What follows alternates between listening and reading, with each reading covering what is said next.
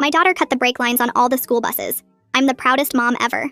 I got called to the police station at 6 a.m. because my 11-year-old Mia had destroyed all 3 district buses with bolt cutters she'd taken from my garage. When I arrived at the station, Mia was sitting in the chief's office with grease under her fingernails from the brake fluid. The principal was there screaming about expulsion and pressing criminal charges while our longtime bus driver, Mr. Wilson, stood by the door shaking his head in disappointment.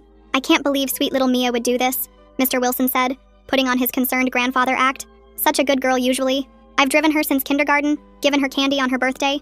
Now the whole 5th grade misses their mountain field trip because of her vandalism." The depot manager showed photos on his phone of cut brake lines dripping fluid. "This is $200,000 in damages. Someone has to pay for this destruction." "Mia, what did you do?" I asked, feeling sick that my quiet daughter who helps me in my mechanic shop every weekend had done something so destructive. "I stopped Mr. Wilson from killing 30 kids, Mia said, staring straight at him. The room went completely silent. Mr. Wilson laughed, but it sounded nervous and forced. "Kids say the craziest things when they're in trouble. She's obviously making up stories to avoid consequences." "You drink vodka every morning before driving us to school," Mia said clearly. My stomach dropped to the floor while the principal said that was a very serious accusation to make. "I see him filling his thermos from a vodka bottle in his truck," Mia continued. "Every single morning for months. He parks behind the depot thinking nobody can see him, but I walk past there to school. That's something you should have told adults immediately," the chief said sternly.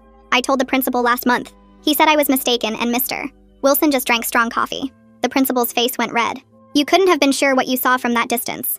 I know what vodka bottles look like. Mom keeps them in the garage to clean engine parts. I help her every weekend." This was true because I'd taught her that trick for degreasing. My hands were shaking thinking about my daughter and son on a bus with a drunk driver every single morning for months. All those mornings I'd waved goodbye as she got on that bus trusting she was safe.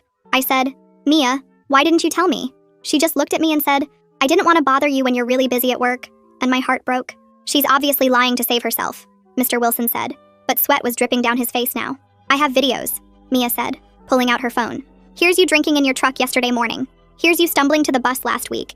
Here's you swerving into oncoming traffic Tuesday with kids screaming in the back." The chief took her phone and his face went pale watching the footage. "Jesus Christ, this is from 3 days ago. He's clearly intoxicated with children on board." I wanted to vomit right there. "These videos don't prove anything," Mr. Wilson said desperately, his voice getting higher. "And there's something else too," Mia said. Everyone stared at her. She showed us the weather alert on her phone from last night. Flash freeze overnight with black ice warnings for all mountain roads. The field trip was still scheduled. Today's route goes straight down Devil's Pass. It has 30-degree grades and turns that kill sober drivers. With black ice everywhere and Mr. Wilson drunk, our bus would go straight off the cliff. My little brother and 29 other kids would die today. "That's pure speculation," the principal said weakly, but he was staring at Mr. Wilson now. "Yesterday I heard Mr. Wilson tell another driver he wasn't canceling for the bad weather because he needed the overtime pay. He said he'd driven drunk in worse conditions and kids bounce anyway." The chief stood up from his desk.